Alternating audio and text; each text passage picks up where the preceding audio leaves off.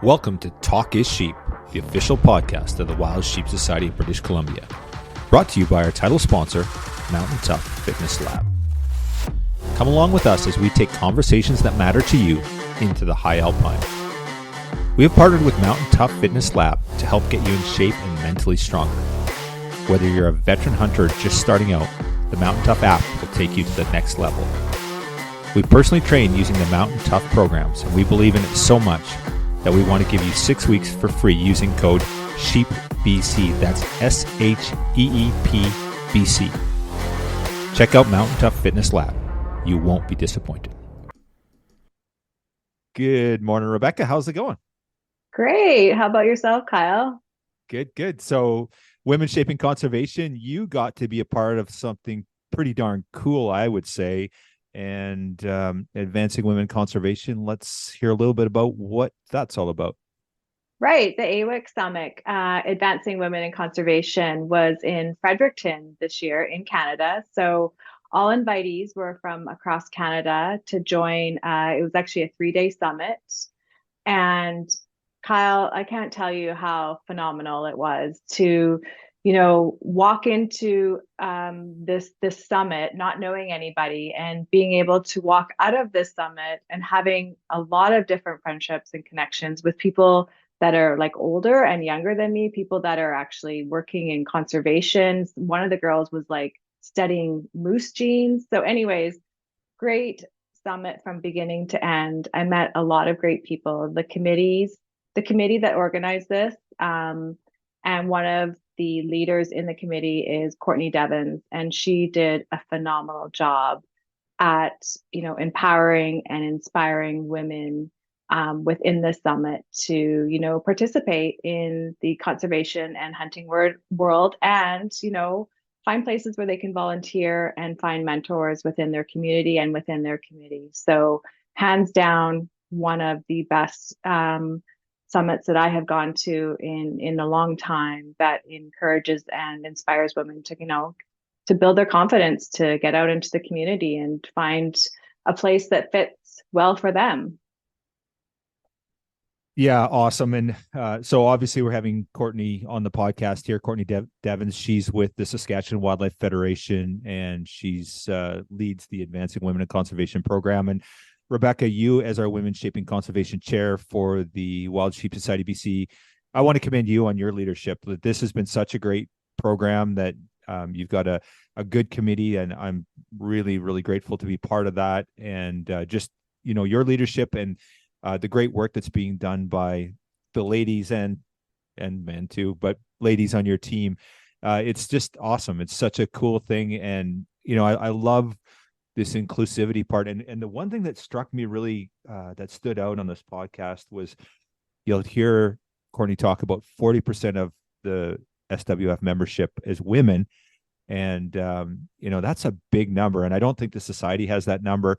I would love to see a lot more inclusivity, have husbands and wives and wives or women on their own, just a more diverse and inclusive group. And we've got a very cool group of people. And, there's so many great women sheep hunter out there. We look at there's the professionals, the Rachel Attilas of the world and the Glenda Groats and so many others.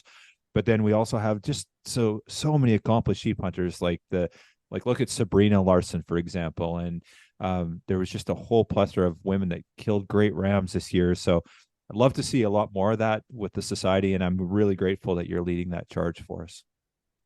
Well, thank you, Kyle. I hope to see a lot of that too. And I think that, having the Women Shaping Conservation program will help and encourage other women to, just kind of come out and be a part of it a little bit more. And I can, I was surprised by the Saskatchewan numbers too. 40% are female. I think that we can do something similar like that in BC. We just got to keep encouraging women to come out and participate. And you know what? Some of these women, let's just put out there, some of these women might not want to hunt either, and that's okay. They are supporters of hunters and conservationists, and that is just as important as being in hunting and conservation, is having these women come out and support and want to be a part of this fantastic group of people. Yeah, well said, Rebecca, for sure.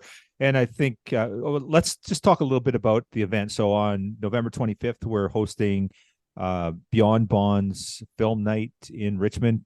Talk a little bit about what you got going on planned for that, Rebecca.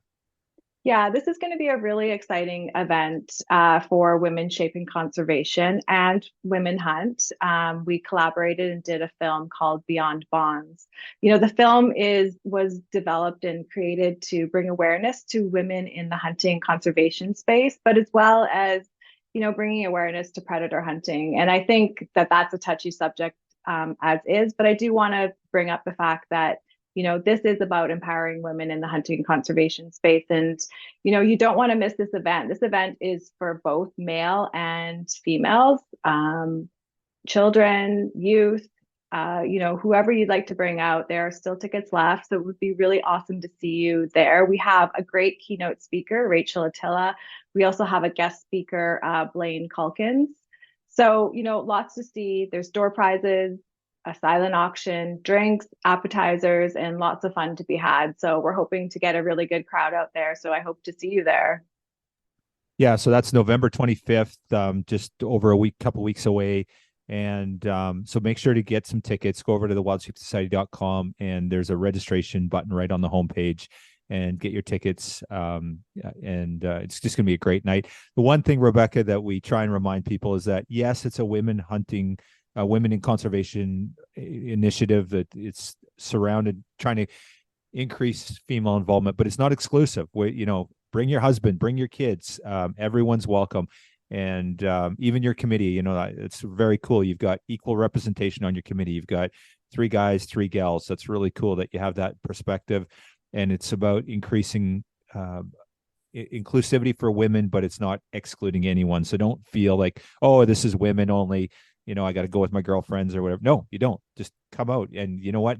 We've had a couple of single registrations that are males. So that goes to show you that it's all inclusive. So bring your hubby and come out and let's celebrate wild sheep and certainly women in conservation. So Absolutely. Well said, Kyle. It's an event for everyone. So go onto the website. You can get your tickets there. We're looking forward to seeing you there.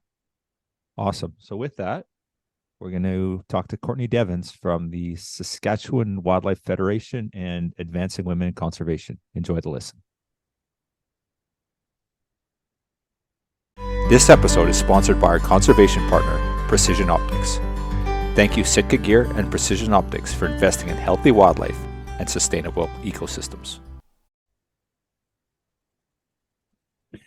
Well, this is a special Talk is Sheep. We've got 2 special women on today. So we've got Courtney Devins from Advancing Women in Conservation and the Saskatchewan Wildlife Federation, and our very own Rebecca Peters on the podcast from Women Shaping Conservation and the Wild Sheep Society BC's Women Initiative. So ladies, welcome to the podcast. Great to see you both. Thank you. Great to see you. Yeah. Thank you for having us. Awesome. So let's start with you, Courtney. Where are you coming in hot from? Where's, I know we were talking earlier, you're in your office, but where are you officially situated and kind of what's your day job, I guess? Let's start with that. So I am the Director of Communications and Marketing for the Saskatchewan Wildlife Federation. I'm coming into you not hot, but cold from Moose Jaw, Saskatchewan here today. It is snowing outside my window here today. So yeah, I'm the Director of Communications and Marketing here. I kind of wear more than that hat. I run the social media, I run our websites and radio ads, that sort of thing. But then I get the opportunity to run a women's camp called our Women's Outdoor Weekend every spring and fall up at a camp that we own at Candle Lake called the Hannon Creek Education and Applied Research Center. It's a award-winning camp that we own with 75 beds. And then just a couple years ago, I got the opportunity to form the Advancing Women in Conservation Steering Committee, which I now lead. So Director of Marketing, but I kind of do a lot more than that here in my role. Wow, there's a lot wrapped up in that. It sounds like a lot of work, but very cool and exciting programs. And so the Saskatchewan Wildlife Federation, are you guys based out of Moose Jaw? Is that where the head office is? You bet. We are based out of Moose Jaw. We have 33,000 members across the province in Saskatchewan, and we have 123 branches beneath us. So they're all autonomous to us, but they all are under our SWF branch here. I'm going to start using acronyms if that's okay. Instead of saying Saskatchewan Wildlife Federation, can I just use SWF? Because it's an acronym world and we have a lot of long names here. Absolutely. So if that's okay with you guys, I'll just call it SWF. So yeah, we are based in Saskatchewan here, and a lot of stuff that we do, we kind of have three pillars that we work with. We purchase land across the province in our Habitat Trust program. We have 300,000 acres that we keep for perpetuity in the province here. We have a bunch of educational programs. We have 165 fisheries enhancements projects across the province, and so much more that we get to do. Well, that sounds like a great mandate and great membership. And so these autonomous pods, I guess, are they, obviously you don't have people that are working, these are volunteer aspects, so like kind of like fish and game clubs. Would that be the equivalent here in BC? Exactly. Yep. They're all volunteer. So I guess our hierarchical order is we are all governed by a board of directors. There's 14 board of directors. There is then a executive director, and then all of us directors fall under our executive director. And then below us are all of our branches that are run by volunteers, but each branch has its own executive. So they have their own president and secretary, treasurer that basically make that world go round in that little neck of the world. And then they report back to us. We help them with range insurances, member insurances, and different things of that sort. Awesome. Okay, so let's flip over to the. I think you said the program is called Women in Conservation. Do I have the terminology right? Advancing Women in Conservation, but we can call it AWIC for short. We don't have to stick with that really long name if you don't want to. Okay, no, absolutely. So there's the summit which you guys just attended, but the program is Advancing Women in Conservation as well, AWIC. Yeah, okay, exactly. Awesome. And that all started in 2018. So a little bit before my time is when the genesis of AWIC actually started here at the SWF. I don't know if you want me just to jump in starting to talk about that. But so in talking about our hierarchical order here, at the time in 2018, we had a president named David Pizderek. He is now the first vice president of the Canadian Wildlife Federation. But at the time, he was our president here at the SWF. And what we realized is within our 33,000 members, 40% of that is made up of women. On our board of directors, the 14, we had 0 women to represent those statistics. So we kind of did an internal deep dive on how can we as the SWF bring more women onto our board. We do work in a very old boys club type world. That's what a lot of people view us as, and we're trying to move away from that. We really want to bring more women and females into conservation and into our world. So we decided that maybe we should have a conversation with some people in Saskatchewan. So 2019, there were 13 women that met from Saskatchewan and just started talking about some of the challenges as to why they wouldn't want to join a leadership and governance role. From this conversation, these women realized that this is more than just a Saskatchewan issue. Some of these challenges are more than just a Canadian issue. They're worldwide issues that we're facing. And there needs to be a platform for women in Canada to come and feel safe to talk about these challenges. Now, this isn't meant to be a man-bashing festival because that's not what we focus on. There are so many different challenges that we as women face. So that's where the genesis of the Advancing Women in Conservation Summit came, was from this meeting of 13.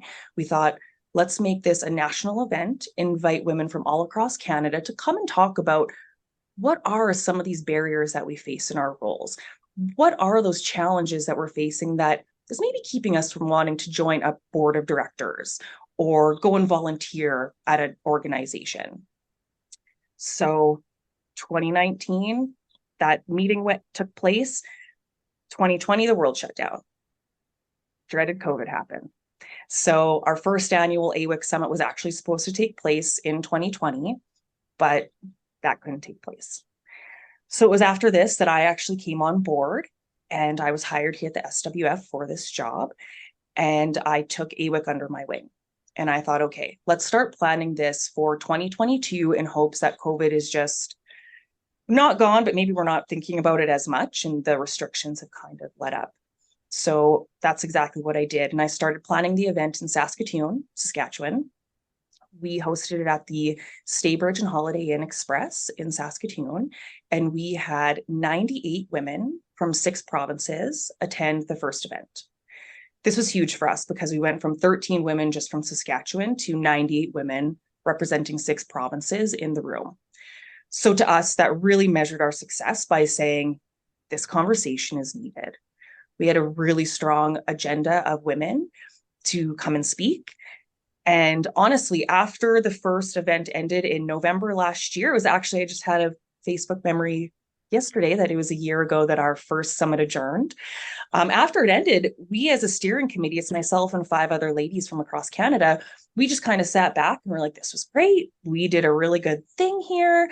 Let's take a little bit of a break and reconvene and see what that looks like for the future. So during these couple months off, some really exciting stuff was kind of brewing in the background that we didn't really even know was happening.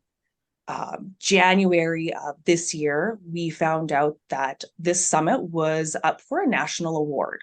So we were actually put up for the Doug Clark Memorial Award with the Canadian Wildlife Federation. And this award is given to an affiliate member who did an outstanding conservation project that following year. So we were nominated for this award for AWIC. And in May of this year, we found out that we were going to be the recipients of this award. And myself and 4 other of the committee members actually went up to Whitehorse, Yukon to accept this award, which was huge for us because, again, we were just 100 women, 98 women hanging out in a room together. Didn't really think much was going to come out of it. It was just a really great, empowering and networking opportunity. And then here comes this award. And we're like, whoa, this is really cool. And then about a month after that, I get this amazing plaque from House of Parliament in the mail and got a congratulations certificate from Blaine Calkins, who is the Shadow Minister for Hunting, Angling, and Conservation. And that was really cool because that to us meant that not only did it hit provincially, but it's starting to trickle down in the government. And people are starting to hear about this event. So when planning the second annual one, our goal going forward is to host it on the East Coast, move it back to the West Coast. East Coast, move it back to the West Coast. Then that way we kind of give each province an opportunity to attend, more audience the opportunity to attend. So when planning the second one, because we're considering Saskatchewan the West, I know we're more central, but we're the West, we decided East Coast has to be in the Maritimes, and we decided on New Brunswick, as that is where one of the ladies off of my steering committee is from. So we decided New Brunswick worked, and we started planning the second annual one. And I'm not going to lie, the second annual one, in terms of content, far outshone the first one, which we didn't think was going to be possible. How do you outshine an award-winning summit? I really think we did. So this time around, we had about 70 people in the room, but we had 9 Canadian provinces in attendance and 1 participant from Mexico. So a little less numbers in the room this time, but our reach has dynamically far outshone the first time. So much so that we actually had a group from Ghana wanting to come. And unfortunately, visas and things like that didn't get processed in time, but we're starting to trickle international and worldwide, which is really cool to us. We know that the issues that people are facing here in Canada are worldwide. It's not just strictly us Canadians that are facing this. So it's really cool to start hearing all of the positives and people that are hearing about the work that we're doing up here in Canada. One thing that I love about the program, Courtney, is that it's about women in conservation, and it's not about Federation Women in Conservation. You know, this is well beyond the Federation itself, the Canadian Wildlife Federation, and then Saskatchewan, of course. It's holistic. So, you know, Rebecca was able to attend as a wild sheep representative, which I think is super cool that, you know, it's about the issue. It's not about the organization. So kudos to you and your team for doing that. And congratulations on all those awards. That's phenomenal. I hadn't realized that. So, so what's the swan song? So you've done this, these incredible 2 conferences that are crushing it. how do you go to the next level, or where does it go from here? Obviously, you guys are continuing the program, so. Yeah, big things are coming up in the future. So naturally, we're taking this over to the West Coast. Next, we are heading over to your neck of the woods. We're actually coming over to Surrey, BC. That is our next location, and it's going to be in 2025. The reason being is because in the last 11 months, we put out 2 summits. So we're giving ourselves as a committee a little bit of time for a break to get back to our normal jobs. And then next year, 2024, I will be pushing hard for sponsorships and promotions to host this 3rd annual event in Surrey, BC. And right now we have 100 people that are allowed to attend. We're hoping that as each year happens, we get more traction, more people wanting to come, that one day we're going to have 500 people in the room. One day we're going to have 1,000 people in the room. We also see possibilities to maybe collaborate with the United States.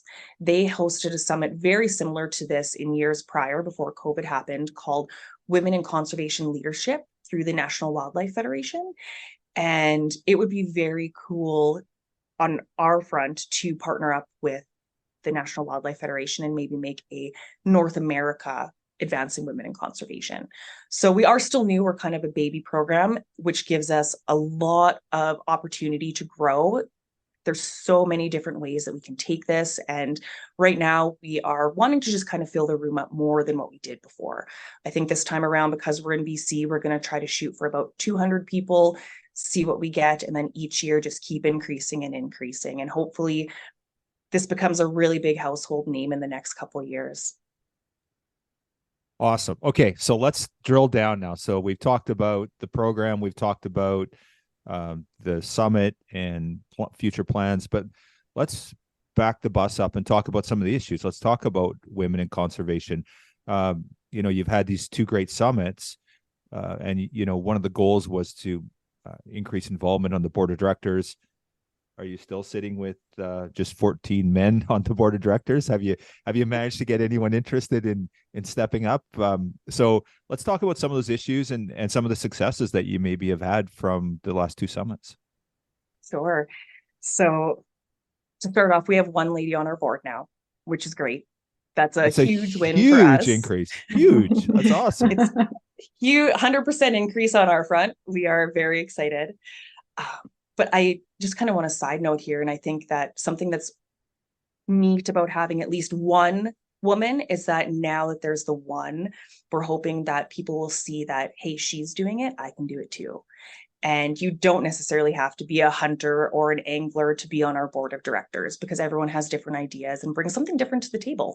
So yeah, we have our 1, but we're hoping that in the next coming months and years, we will see that traction and have it be a nice split right down the middle. So in terms of challenges, this is always, I'll give you this example, because this is what I always tell people when they ask me, is it just a man bashing festival? It's just a bunch of feminists in a room together doing whatever. That's not what this is. So my favorite example I'll use is from the 1st annual event. I had 2 conservation officers from Saskatchewan speak, both female, and they talked to us about clothing. So as of May 2022, female RCMP and conservation officers wore men's clothing. It was not until May of last year that women got their own clothing line to be in those roles. So for years, they were wearing men's pants, men's shirts, men's vests, you name it, everything was men's. That's a challenge for women. We are built very differently than men are. You become pregnant or things of that sort, you're maybe a little bit more bustier. That clothing does not fit properly. So for those women in those roles, that was a huge challenge. That was a huge barrier for them. A win, though, was getting this clothing line made so that they can feel comfortable and have their clothing fit properly when they're actually out in the field. So I always like to use that as the core example of some of the things that we talk about here at AWIC. It's not, oh, Kyle did this and this to me. No, it's really just talking about the real life facts of what's happening in our jobs. So that's my favorite example that I like to use. The first annual event, I'll kind of talk about the first and the second, because I feel like they were two very different events just because of where we are geographically in Canada. Saskatchewan here, we did focus a lot more on, I would say, teachers in conservation. So women who work at universities that are actually teaching our next generation. We focused a lot on women who worked for the Canadian Wildlife Federation. We focused a lot on different type of biologists here. And each one of them in their own aspect has their own challenges. We had a huntress. I call her a huntress, a hunter. I just like the word huntress better. She's since become one of my best friends. She is 9th overall in archery in North America and has shot one of the top white-tailed deer in North America as well. And she herself came to talk about how actually women in the hunting community can be very negative towards other women and how to build community over competition. So different challenges were faced in Saskatchewan than I feel like what were faced in New Brunswick. New Brunswick, we did focus a lot more on marine type jobs. So like marine mammal conservation, not doing too much of that here in Saskatchewan, I don't think, focusing on whaling and things like that. So a lot of the issues that we're finding are women not feeling like they're capable of doing the job, maybe not having a really good mentor. We found that that's really huge for people, is not having the right mentor in their role.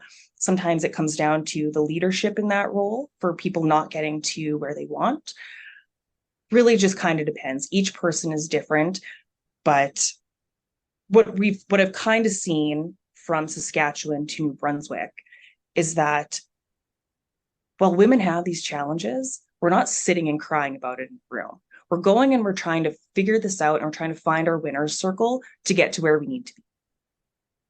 So yeah, we talk about the challenges, but I like to say we focus more on the positives. I don't know if Rebecca can attest to that. Like we did focus on challenges because I think they need to be talked about, but we really wanted to highlight the good. How did we find our mentors? How did we find our people or our way to get to where we are today? Yeah, Courtney, I think you bring up some really good issues at the summit where we talked about the challenges, but it wasn't to talk about them in a negative way. It was just to share them with other people that these could be some of your challenges. And, you know, this definitely was not a male bashing session. I really want to make that very, very clear. That's not something that I think you or your committee want to be a part of, or that anybody in that room wanted to be a part of. It was just sharing your stories, figuring out ways that we can be more positive in the hunting and conservation space. And you know what? When it really comes down to it, it's empowering these ladies and inspiring them to have the confidence to stand up and say, you know what, there's so many opportunities out here. And yes, if I put myself out there in an uncomfortable situation, which kind of when you want something, you can feel uncomfortable about it, but it's a really good positive aspect to keep going and to build your confidence that way and just go after what you really want to do. And that there's lots of space for women in the hunting and conservation space. And I think at this summit was very clear that that's what's happening is there is lots of opportunity. We just need to encourage women to keep pushing forward and use their confidence and kind of build their way up that way. So I really love that, Courtney, about the summit. You and your committee did an amazing job representing that and encouraging others to participate in it. So well done. Thank you so much. That was really our goal. And I spoke on this at the summit. Like I have a different background where I have actually had issues with women in my role.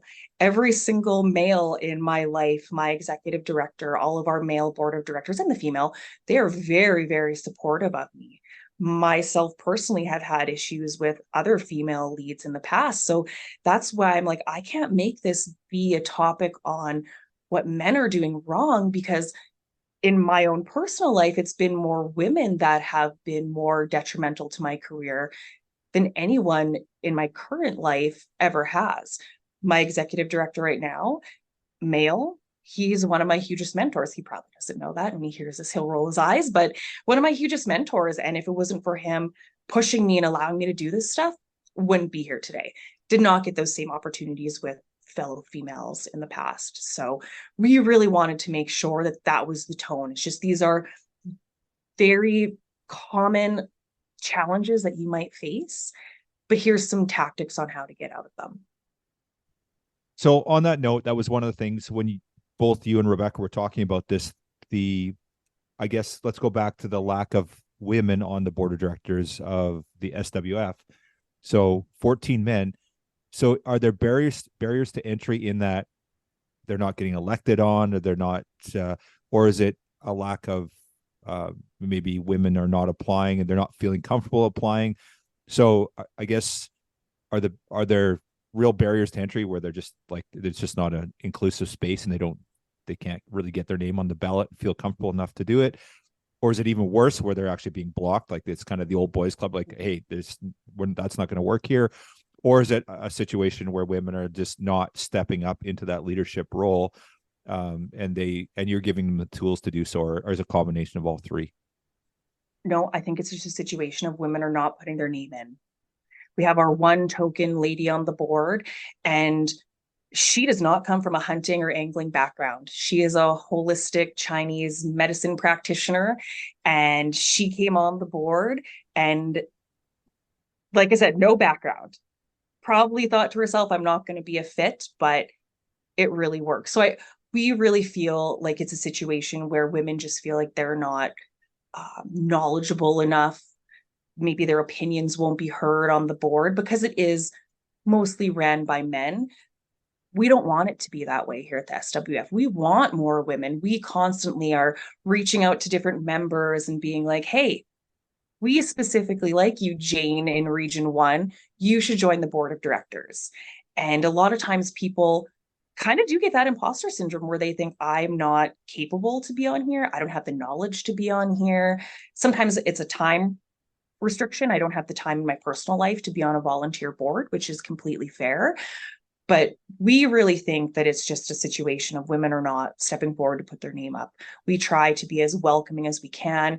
We don't like to have that term old boys club even surrounding us, which we know is out there, but we are really trying to move away from that. We know women bring really neat stuff to decision making. There's more innovation in the room, more creativity when women are involved. And that's what we're trying to do over here at the SWF. And again, just seeing our membership, 40% of them are women. It's kind of like to us, well, why don't you want? Don't be scared of us. We're friendly. We want you to be on our board. So a bit of a segue here, but I'm a little curious, Courtney, that you talk about 40%. To me, that seems really high when we look at, I think women in the hunt space, it's got to be less than 40% in general. So that's a pretty high number. Is it historically been that high, or is it has been, eh? That's phenomenal. It's stayed pretty consistent at that number for us. To be fair, a lot of our membership are hunters and anglers that are purchasing their memberships with us. We do have a lot of female hunters in this province. So that's really great to be able to see. So we've stayed pretty consistent at about 40% for quite a few years.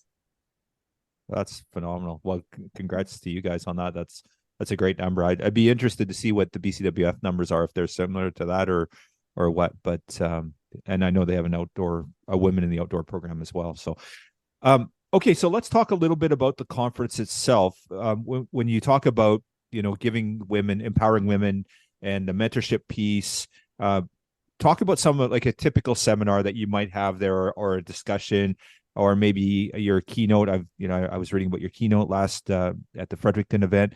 Talk a little bit about some of the messaging and how are you empowering people to get involved, to have that confidence to step up and be part of the program. So I'll tell you about two different things here. One thing that we host every Saturday and Sunday at this event are breakout sessions. So these are more hands-on skills that we offer. How to get confident in public speaking, how to get confident in building your network. Let's talk about change management. Let's talk about project management. So we really kind of focus on some more hands-on tactics to be able to take back to our workplace. So maybe if I myself don't want to join a board because I'm not good at public speaking, well, I could then go to this breakout session to hopefully gain a little bit of confidence and some tips and tricks on what might make me be a better public speaker, that then in turn will make me want to join that board. in the coming weeks or months, whatever that may look like. So we do host some hands-on workshops like that to just give us some good takeaway skills. But I will speak about our keynote speaker. She was phenomenal. Julie Angus. She is I sat there in the audience thinking to myself, I have done nothing with my life in 34 years. And that's okay. She is an adventurer, a rower. She is an author. She's been on National Geographic. She is just phenomenal. And she came to talk to us about her row as the first woman to row the Atlantic Ocean from mainland to mainland. It was her husband and her. They built themselves a boat and they decided to sail off from Europe and come over to the mainland. Then once they hit the mainland, they actually cycled over to BC. So it was a pretty big trek for them.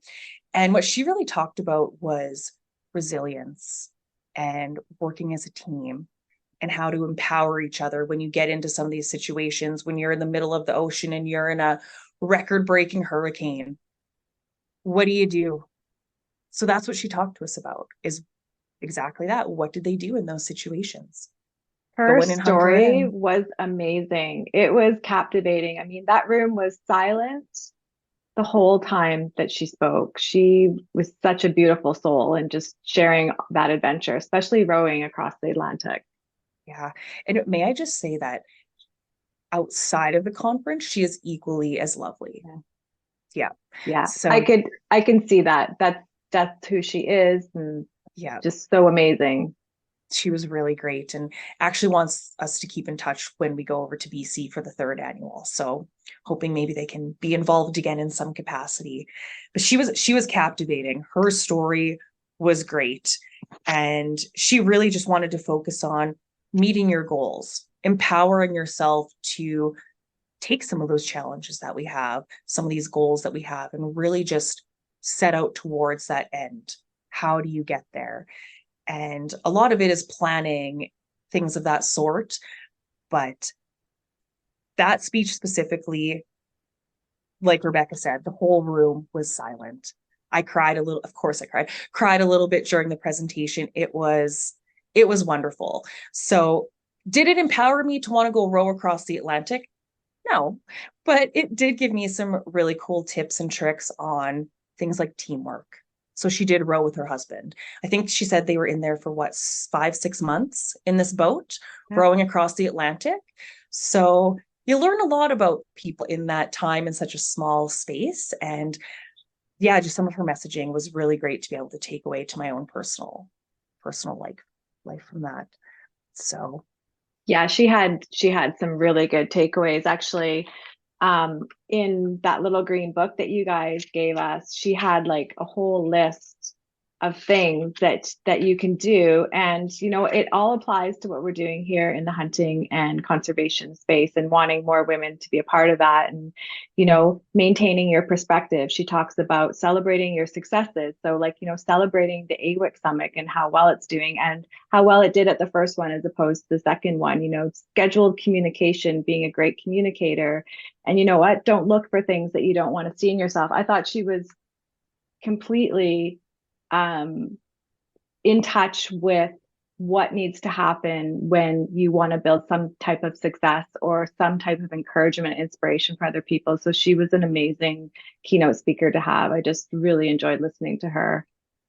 Thanks. And that's kind of a difficult thing too, is trying to find the proper speaker. Who is going to bring people out? Who has the messaging that we really want to focus on? I thought with Julie specifically, it was kind of neat with her open ocean robotics company that she does own to have her, since we're in the Maritimes. I just thought it was a really neat fit to have her. At our first annual summit, we had another amazing keynote speaker. Her name was Jill Heinerth, and she is an underwater explorer. So she does a lot of cave explorations and works with scientists and has worked with people like Steven Spielberg. Just an amazing powerhouse woman who, again, was on National Geographic and has written a few books. She just came out with a children's book called The Aquanaut. So we've had so far 2 really strong keynote speakers. Not sure how I'm going to follow up with the 3rd one, but that's already starting to plan in my head here. So I hope that kind of answered your question there, Kyle, on some of the different takeaways that you can take away from this summit and some of the different speeches that you might hear through there. I mean, on a we start on a Friday. That Friday, we typically try to have some sort of opener. When we were in Saskatoon, we had a lady come and talk to us about the Myers-Briggs, and we did some personality testing, to which we used throughout the rest of the summit when we did our networking and mentorship.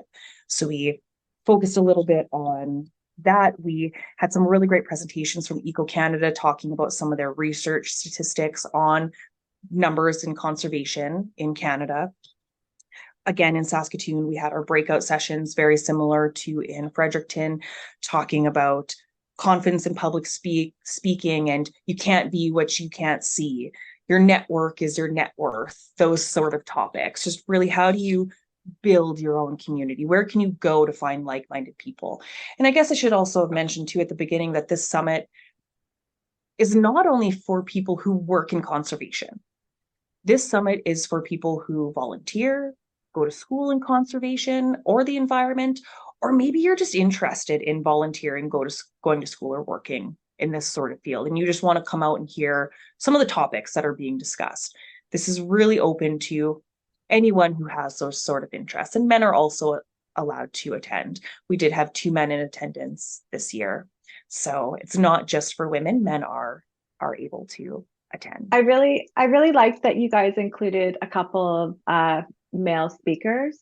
I really appreciated that because, you know, it's not just about, like you said, our mentors aren't only just female, they're males too. I have many male mentors, which is great. And so I really appreciated you having, it was Mike Holland, right? He's the Minister of Natural Resources and Energy Development, and then Blaine Calkins. And both of those gentlemen talked about how important it is to have women in this space, you know, whether you're in conservation or you're a hunter or you just want to volunteer, regardless, it's really important. And they spoke really well about that and had a lot of encouraging words. So I really enjoyed listening to them as well.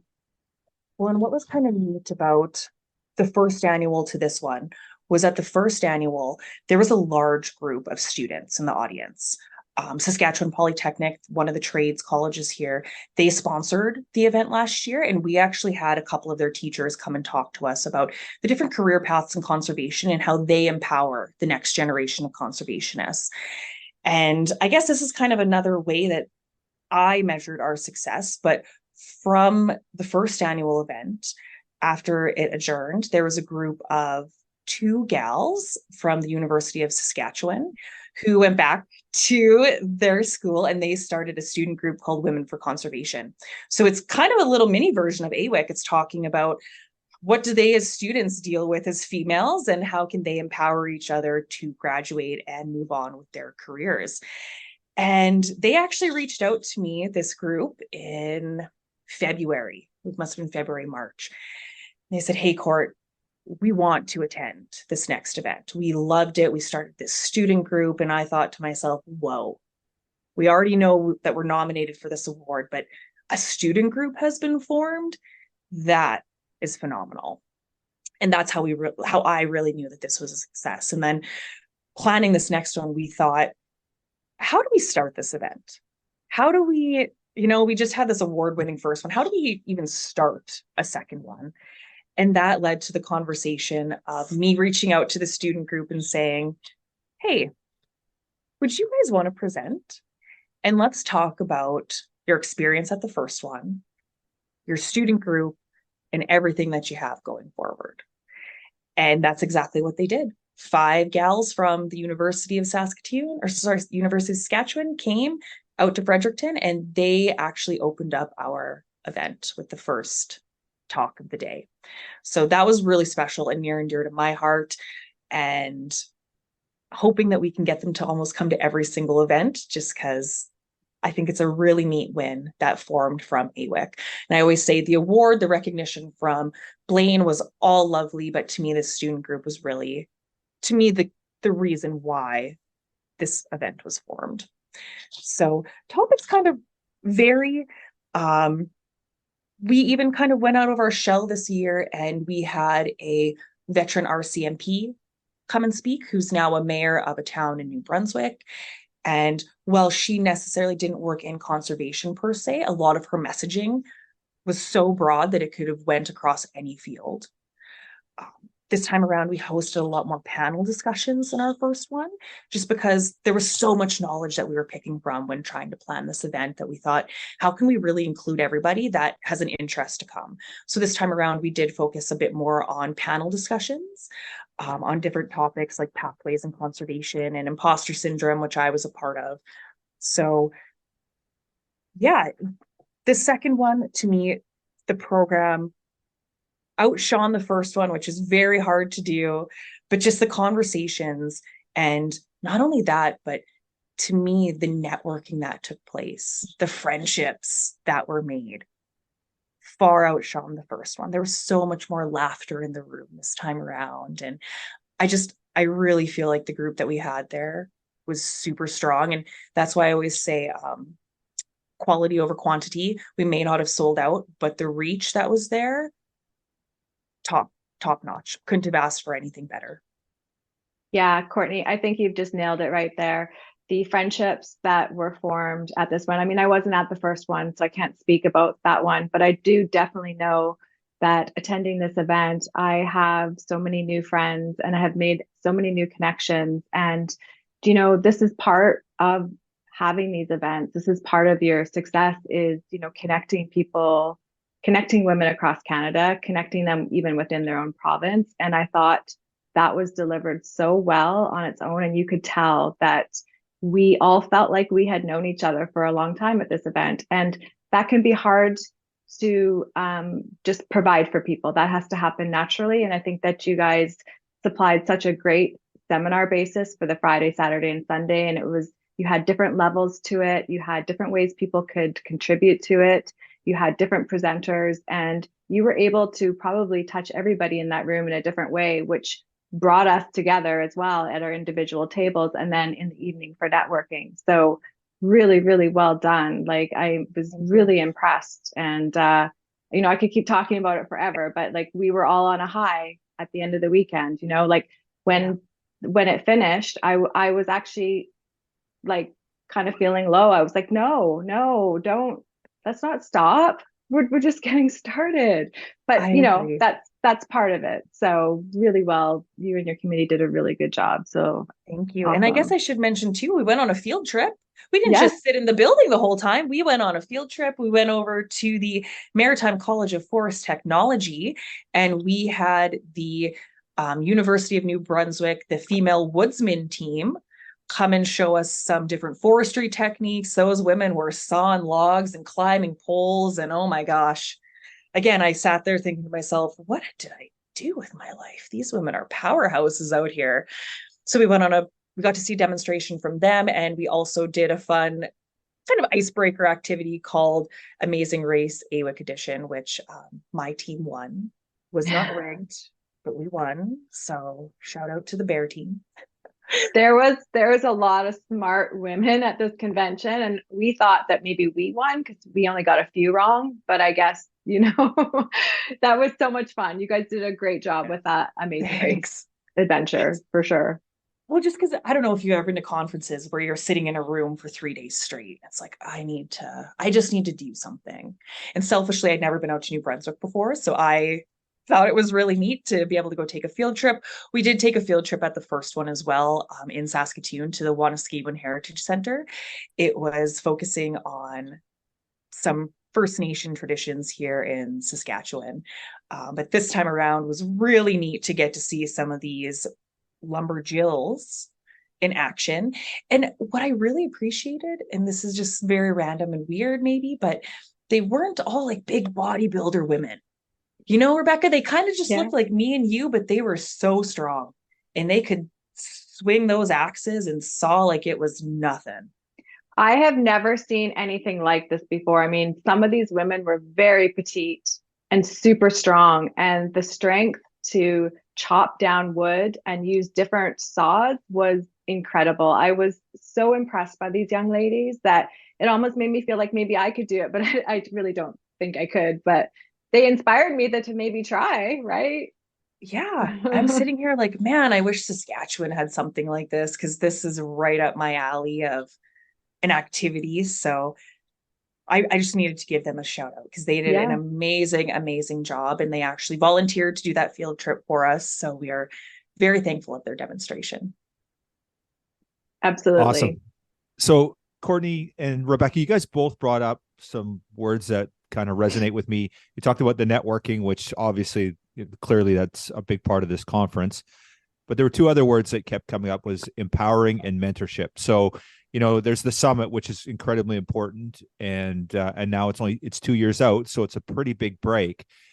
Talk about how important, I guess, empowering a little bit, that's going to continue to happen, but the mentorship piece and how women can support one another and how they do that through AWIC, and sort of maybe some of the tools that you took away from the conference that are going to sort of help people over the next few years when you're not meeting together. Yeah, so mentorship is huge for us. I guess I should start off by saying that when AWIC is not running, we do have a Facebook group for everybody to keep in touch with. The first annual event, it was new. We didn't know how to take it. So we actually did a fun activity, and we did a mind map.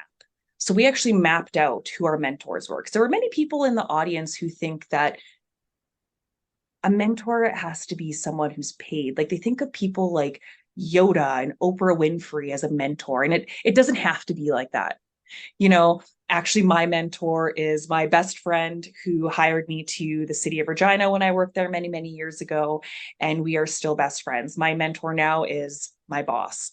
I don't pay him. I'm sure he would like that. I don't pay him to be my mentor, but he's just there if I ever need anything. So we started mapping out in Saskatoon, who did we consider our mentors? Let's start from a basic level, friends, family, and start building on that to teachers and your coworkers, your peers, that sort of thing. And this time around, we didn't want to do the same activity. We wanted to keep it fresh. We wanted to keep it exciting, because we know that there's many different ways of mentorship. So this time around, we wanted to go with a speed mentorship activity. So at registration, you had to decide. There was 4 different categories to decide from. If you were a professional, if you thought you were kind of advancing in your career, if maybe you were exploring a little bit, still dabbling in areas, don't really know where you want to go, or if you're beginning, you are still in school, you don't really know where you want to take it. And from these different avenues or areas, we then broke off into groups, and we had questions on the table to prompt us, and we did exactly that. We did a speed mentorship activity. We had 20 minutes to discuss 3 questions at our table, and all of them surrounded by, where did you find your mentor, and what kind of tools has your mentor given you? I know my table, we only got through question number 1. So we didn't actually make it to the rest of the questions, just because there's some really great advice in the room. But we know that we need a team behind us. I always say it takes a village. It takes a village for me. Mentorship is huge, because someone could be your friend and they're mentoring you and you don't even know it. You can have a paid mentorship. It can really look like however you want it to. So I know for me personally at this event, I gave away my card to quite a few people to continue these talks about mentorship. And we are texting, we have emails happening, we have the Facebook group up. So we really want to keep that momentum of these conversations happening. And we're hoping that through these avenues that can still take place. Awesome. Very, very good understanding. Now, with that, Courtney, I'm trying to think of how do we, so for a lady that's listening, wants to get involved, maybe wants to be more involved, maybe get involved with volunteering or get in the conservation space, maybe as a job. What do we say to them, and how do we encourage them to get involved? What are some of the things that they can do to find the skills and to, so that for, I think of Wild Sheep Society BC. Rebecca, you're really familiar with this. We have 14 directors and we have 0 women. So how do we get more involvement in that capacity? So if somebody's listening and they're interested in saying, I would like to do more, but I'm nervous. And I hear this a lot in the hunt space, right? It was like, these fish and game clubs, it's the old boys club. I heard that terminology. and you show up to an event and there's, guys are in their late 40s, 50s, 60s, 70s, and there's 35 of them and there's no women. How can you go in there and have that confidence to be involved, or find a space where you do feel comfortable? I think you kind of hit it right there. The nervous. I think a lot of people get nervous to want to join. They don't necessarily think that they are capable. For me, I think that it is huge. If you're wanting to get involved, first look at that board, or I'll just use a board of directors as an example. First look at that board, see if there's any women on there. If there's no women, then move down to a staff level. Talk to some female staff, maybe just get a feel for what that organization is about. Maybe that's all it takes, is just a conversation with the staff. If that doesn't work, I would say, you know what, go down to a branch level. Go and talk to people actually in your area and get the opinion of, for me, my organization. What do you think about that?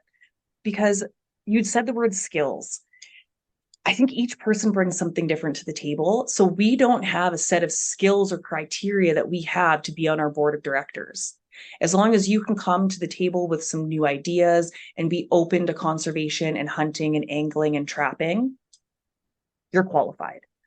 We don't ask that you be a hunter yourself to be on our board, just because different people bring different ideas, different innovations, and different creativity. So I really think that the first step is just putting those nerves aside and just taking that plunge and saying, okay, who can I find that I feel comfortable with, that I can start asking the questions? How do I get involved? Is there a process behind this? Is there a nomination? Just trying to get a little bit more information. That's what I would tell women, is just start those conversations. If it maybe is an all-male board, like I said, go to your branch, see if there's any females in that branch that might be able to give you any tips and tricks. I would also reach out to that organization and see if there's any past female board of directors that maybe I could reach out to and see what their experience was on the board and what sort of qualifications and skills they had that I might in tune have and be able to bring forward to the table.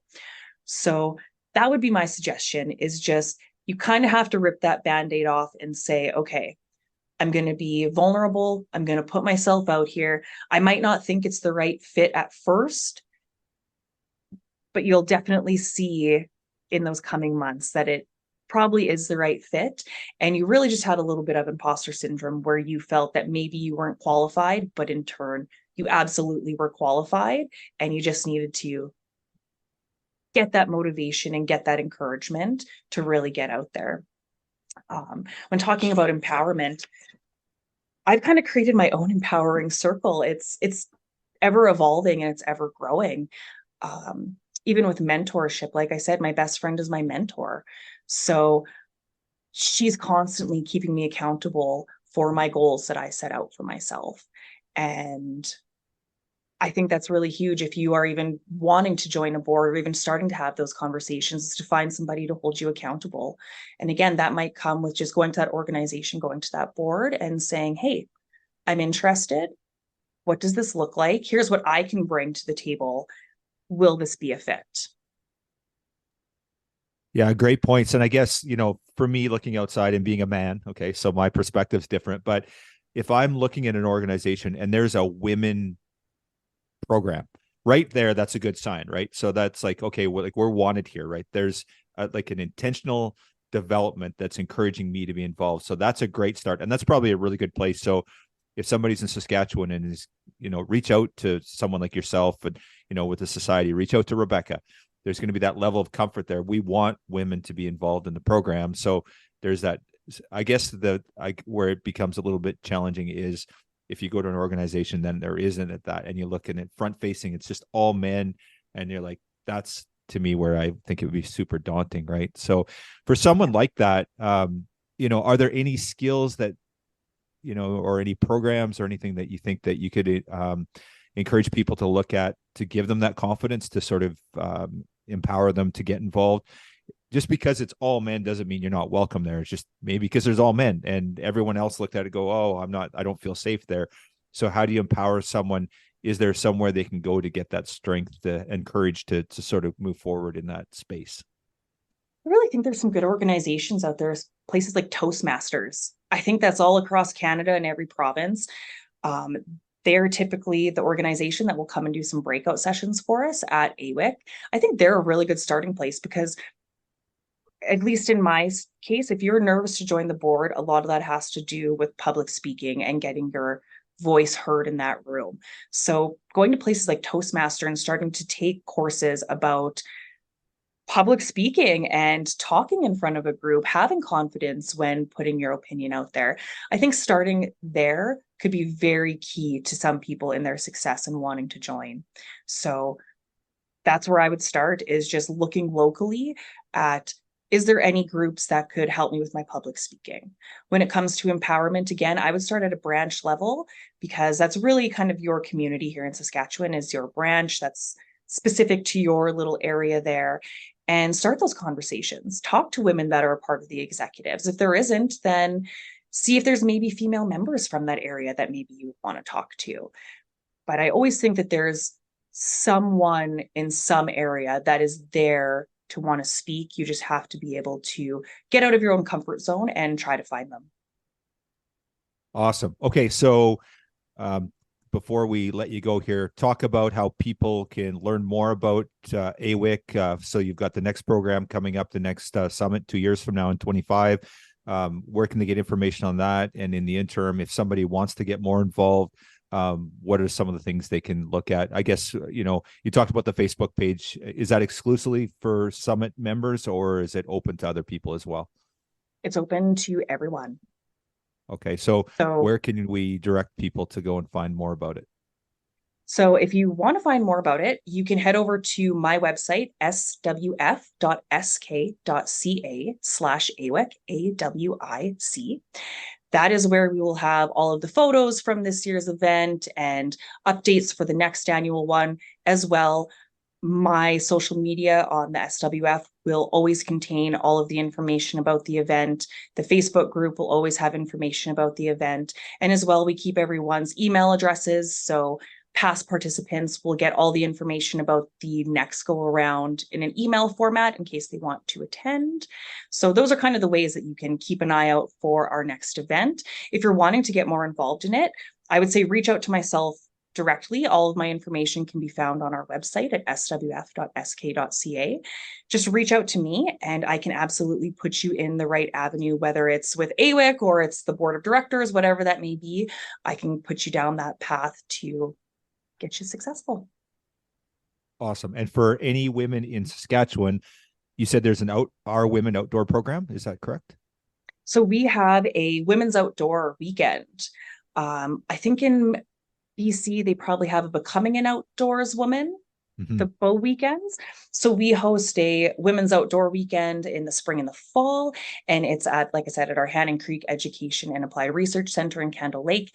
This is where 30 women from across Canada, honestly, I typically get quite a few women from BC and Alberta and Manitoba coming, where you can come and gain confidence in outdoor skills.